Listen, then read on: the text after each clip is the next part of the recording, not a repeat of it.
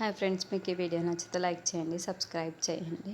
రోజాని కోడలు చేసే ప్రక్రియలో తర్వాత భాగం రోజాని తులాభారంతో తూచాలి అని అక్కడున్న వంశాలచారులు చెప్పడంతో అలాగే అని రమాదేవి ఇంట్లో ఉన్న బంగారు వస్తువుని, బంగారు ఆభరణాన్ని మొత్తం కూడా ఇంట్లో ఉన్న అన్నింటినీ కూడా రోజాకి తులాభారం చేయడానికి తక్కెడలో పెట్టేస్తుంది. ఎన్ని వేసినా కూడా రోజా తూలకపోవటంతో రమాదేవి టెన్షన్ పడుతూ ఉంటుంది. తన మెడలో ఉన్న ఆభరణాలు అన్నింటినీ కూడా తులాభారంలో పెట్టేస్తుంది. అయినా కూడా రోజా తూకలేకపోతుంది. చూడమ్మా, శుభగడియలు పూర్తయిపోతున్నాయి. ఇప్పుడు కనుక మీరు తులాభారం చేయకపోతే కోడలు కాదు అని తేల్చి చెప్పిస్తారు. దాంతో రమాదేవి పిచ్చి పట్టిదానిలా అరుస్తూ ఇంకేమైనా ఉంటే తీసుకురండి అని చెబుతూ ఉంటుంది. అప్పుడు రమాదేవి తన ఒంటి నిండా ఉన్న ఆభరణాలను తాళి తప్పించి అన్నీ కూడా పెట్టేసి ఉంటుంది.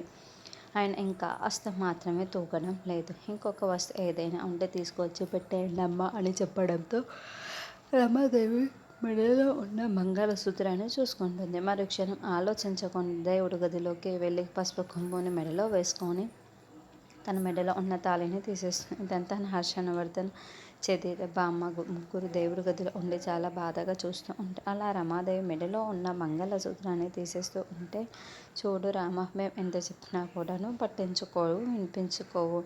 ఇలా మంగళసూత్రాన్ని తీయడం అస్సలు మంచిది కాదు. అయినా నేనంటే నీకు గౌరవం లేదనుకున్నాను. ఇలా నా మనసు కూడా నువ్వు అర్థం చేసుకోవని నాకు ఇప్పుడే అర్థమవుతుంది అని హర్ష చాలా చాలా బాధపడుతూ ఉంటాడు. రమాదేవి తాళి పట్టుకు వెళ్తూ ఆడదానికి అలంకారమే ఈ మంగళసూత్రం అమ్మ. ఇలా ఆడది మెడలో ఉన్న తాళిని తీసేస్తే ఉంటే ఒక ప్రాణం పోయినట్టే. మంగళసూత్రానికి అలంకారానికి ఏ ఆడది కూడా దూరం కావాలి అనేది అనుకోదు. ఆ మంగళసూత్రాన్ని నువ్వు ఇంత తేలికగా తీసేసావు, ఇది చాలా తప్పమ్మ అని బామ్మ కూడా చెబుతూ ఉంటుంది. అయినా కూడా రమాదేవి తాళి తీసుకొని తులాభారంలో వేయడానికే వెళ్తూ ఉంటుంది. చంద్రిక బాధపడుతూ చూస్తూ ఉంటుంది. మరి చామంతి రమాదేవిని కాపాడుతుందా అనేది మనం నెక్స్ట్ ఎపిసోడ్లో చూద్దాము.